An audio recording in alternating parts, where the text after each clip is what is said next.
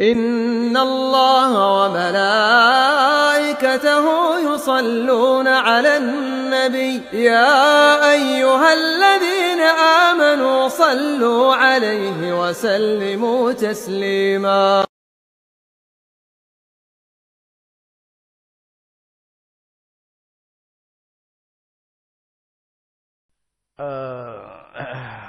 Bismillah.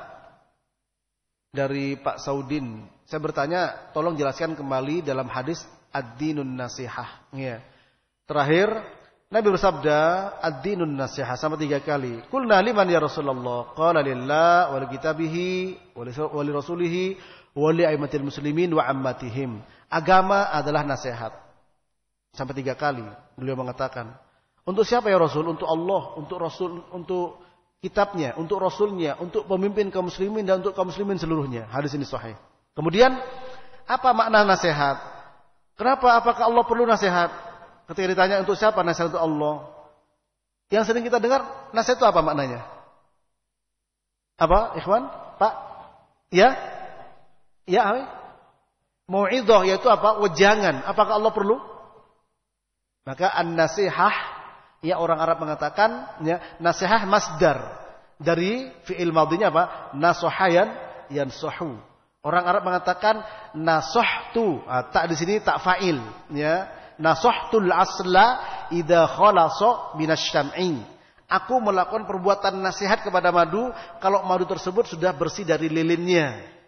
Maknanya, kalau madu sudah bersih dari lilinnya, itu namanya nasihah. Coba kalau antum minum madu yang masih bercampur lilin, apa yang terasa? Jelas tidak nikmat, kotoran masuk ke dalam. Nah, madu yang sudah disingkirkan dari lilinnya, perbuatan menyingkirkan madu dari lilinnya atau lilin dari madu, itu namanya nasohah. Ya, sehingga madu yang murni disebut an-nasihah. Maka yang dimaksud dengan an-nasihah adalah al-khulus, yaitu kemurnian. Nah, sehingga pas lantas nasihat untuk siapa? Untuk Allah. Apa kemurnian untuk Allah SWT? Kemurnian dalam mengesahkan Allah. Dijelaskan oleh Abu Amr bin Salah, mentauhidkan Allah SWT. Beribadah hanya kepada Allah. Itu nasihat untuk Allah SWT. Beribadah sesuai dengan tuntunan yang diajarkan Allah dan Allah. Ya, ikhlas mata-mata karena Allah.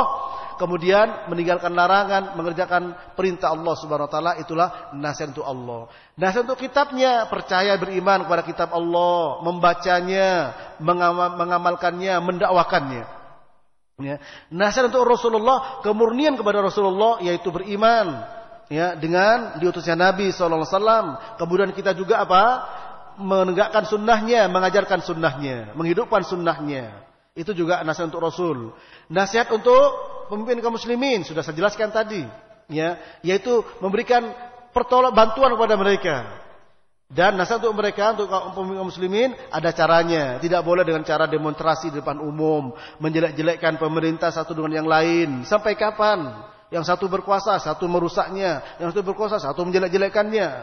Ya, sehingga tertumpahlah darah kaum muslimin karena satu sama lain saling ingin berkuasa. Sampai kapan? Ya. Maka di antara nasihat untuk kaum muslimin mendoakan. Nasihat untuk pemimpin kaum muslimin mendoakannya. Ya. Fudail bin Iyad mengatakan, seandainya aku punya doa yang mustajab, aku berikan kepada para pemimpin. Sebab kalau untuk aku sendiri, ya manfaatnya untuk satu orang. Tapi kalau pemimpin, manfaatnya untuk orang banyak. Ya. Imam Al-Barbahari mengatakan dalam Syarh Sunnah, barang siapa yang mendoakan kebaikan, ya termasuk nasihat untuk pemimpin, mendoakan kebaikan. Barang siapa menasihati kebaikan mendoakan kebaikan untuk pemimpin, ketahuilah itu adalah ahlus sunnah. Dan barang siapa mendoakan keburukan untuk penguasa, itulah ahlul ahwa. Itulah ahlul ahwa.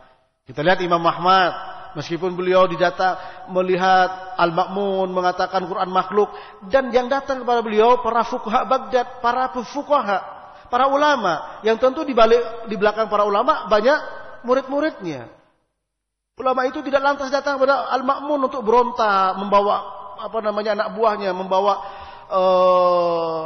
murid-muridnya, tidak.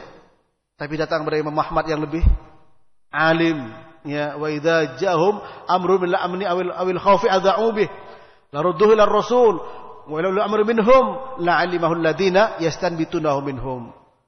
Ketika datang pada mereka perkara yang berkaitan dengan keamanan dan kekacauan, langsung sebarkan, ayo kita boikot, kita serang, kita begini. Seandainya semua perkara itu dikembalikan pada Rasul, Rasul tidak ada pada ulul amr. Siapa ulul amr? Di sini koordinahnya bisa pemerintah, bisa ulama, tapi yang pasti di sini adalah ulama. Karena apa? La alimahul ladina yastanbitunahu minhum. Koordinahnya, indikatornya la alima, akan mengerti dengan ilmu orang yang bisa mengambil istinbat hukum, yaitu kesimpulan hukum. Itu maknanya nasihat untuk pemerintah. Nasihat untuk kaum muslimin, menolongnya, membantunya, mengajarkan agama, menolong urusan pribadinya, itu nasihat untuk kaum muslimin. Itu penjelasan singkat tentang hadis ad-dinun nasihah. Allahu a'lam bishawab.